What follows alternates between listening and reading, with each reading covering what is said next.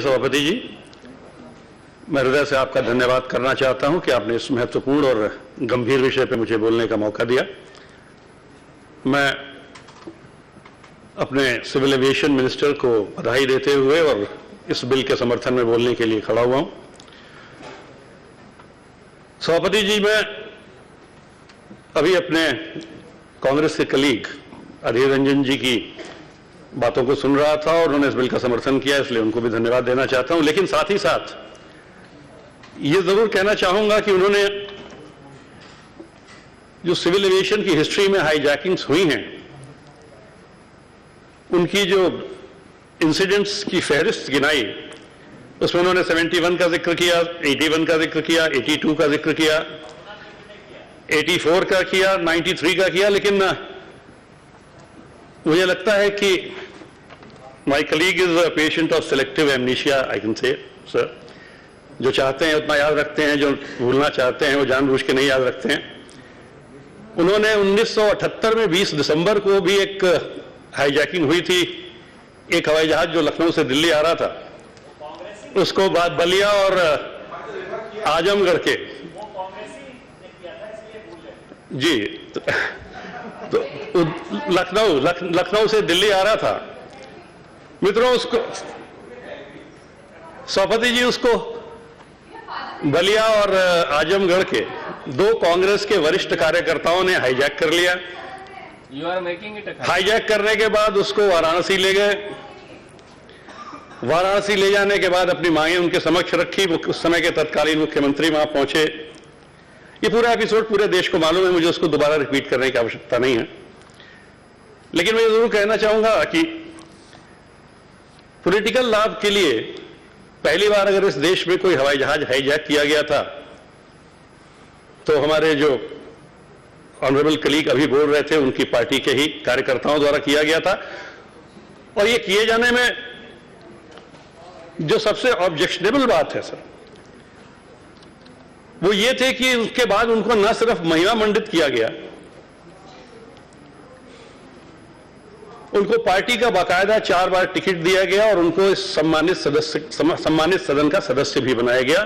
जो एक बहुत ही शर्मनाक बात है। और मुझे लगता है कि ये एक बहुत ही खराब युग की शुरुआत हुई थी सिविल एविएशन की हाईजैकिंग की हिस्ट्री में। मान्यवर, हाईजैकिंग अपने आप में बहुत गंभीर अपराध है। अभी आज के 0 आवर में हमारे एक महाराष्ट्र के मित्र बोल रहे थे, उनका कंसर्न ये था कि जब वो हवाई जहाज में बैठे तो काफी देर तक बैठने के बाद, उड़ीसा के काफी देर तक बैठने के बाद उन्हें यह बताया गया कि टेक्निकल स्नैग है हवाई जहाज में,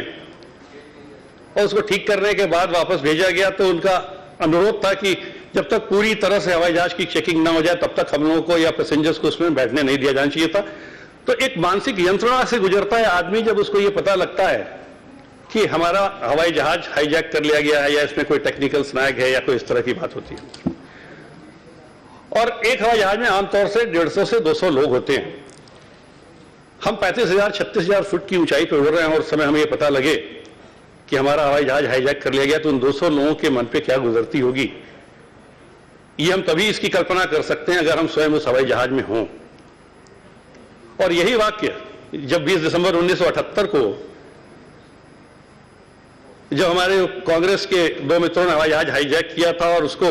जब शील्ड करने की कोशिश इस सदन में यहां की गई थी, तो मुझे अभी भी याद है, अगर वो डिस्कशन मैंने सही पढ़ा है, तो आदरणीय सौगत राय जी थे उस समय मेंबर, सौगत दादा थे,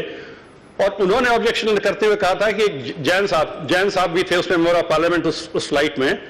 तो उन्होंने कांग्रेस के जो हमारे मित्र डिफेंड करते उनसे कहा था कि फॉर्चुनेटली आप उस हवाई जहाज में नहीं थे जो हाईजैक हुआ, वरना शायद आप इतना ना बोल रहे होते। तो कहने का अर्थ है कि ये बहुत ही एक गंभीर अपराध है, और इसके प्रिवेंशन के लिए हमारे सरकार ने, हमारे माननीय मंत्री जी ने, हमारे दोनों मंत्री यहां बैठे हुए हैं, आदरणीय गजपति राजू जी, आदरणीय हमारे महेश शर्मा जी, इन दोनों लोगों को मैं बधाई देना चाहूंगा कि इन लोगों ने अब ऐसे लेजिस्लेशंस इसमें इंट्रोड्यूस किए हैं जिसकी वजह से ये हाईजैकिंग के जो इंसिडेंट्स हैं, मैं ये तो नहीं कहता कि ये पूरे 100% रुक जाएंगे, लेकिन फिर भी इस पर बहुत ही इफेक्टिवली कंट्रोल किया जा सकता है। मान्यवर, ये हाईजैकिंग का जो प्रोसेस है, जो अडॉप्ट करते हैं हमारे वो टेररिस्ट हों या कोई और एक्टिविस्ट हूं, मैं ये कहना चाहूंगा कि इसमें prevention is better than cure वाली जो थ्योरी होती है वो पूरी तरह से अप्लाई होती है।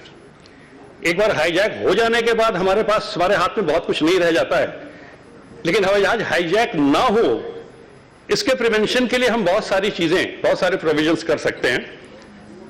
और उदाहरण के तौर पे मैं उस एयरपोर्ट का नाम तो नहीं लूंगा, लेकिन मैं एक कंसर्न के तौर पे आपके समक्ष एक सुझाव रखना चाहूंगा आदरणीय माननीय मंत्री जी के समक्ष कि एक इंटरनेशनल एयरपोर्ट है हमारे देश में। हम लोग एक मीटिंग में थे, वहां पर बात आई कि इसकी पेरिफेरी 25 किलोमीटर की है और हर 1 किलोमीटर पे हमारा एक जवान खड़ा है सीआईएसएफ का जो इसको गार्ड करता है। तो मैंने एक सवाल पूछा वहां उस समय कि 1 किलोमीटर का मतलब हुआ कि अगर 1 किलोमीटर की पोस्ट पे एक जवान खड़ा है तो वो 500 मीटर तक इधर वाला जवान गार्ड करता है, 500 मीटर उधर वाला जवान गार्ड करता है। दिन में तो मान लीजिए चल जाता है सभापति महोदय, लेकिन रात में एक जवान के लिए 500 मीटर की दूरी तक देख पाना, 500 मीटर तक की दूरी में कोई इंक्रोचमेंट ना हो, कोई इन्फिल्ट्रेशन ना हो, इसको इफेक्टिवली कंट्रोल कर पाना, ये बहुत आसान काम नहीं होता है। और जब मैंने उनसे पूछा कि क्या आप स्वयं सेटिस्फाइड हैं अपनी सिक्योरिटी सिस्टम से, तो हिचकिचाते हुए उन्होंने कहा कि नहीं सर, सेटिस्फाइड तो नहीं है और इसके लिए हमें कुछ और नए एडवांस किस्म के सिस्टम्स लाने पड़ेंगे जिससे हम अपने एयरपोर्ट की सुरक्षा को बेहतर कर सकें। तो मेरा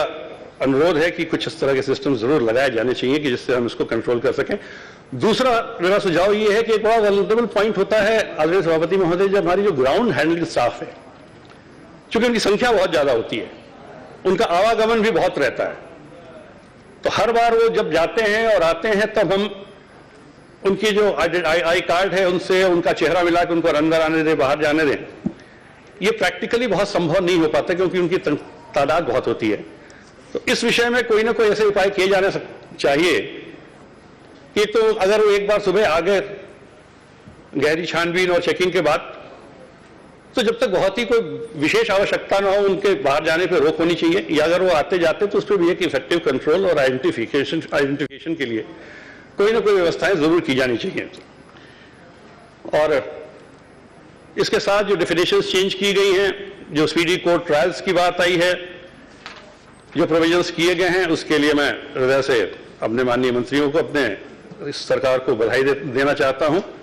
और साथ ही साथ अगर इस अवसर पे मैं अपने दोनों मंत्री द्वय को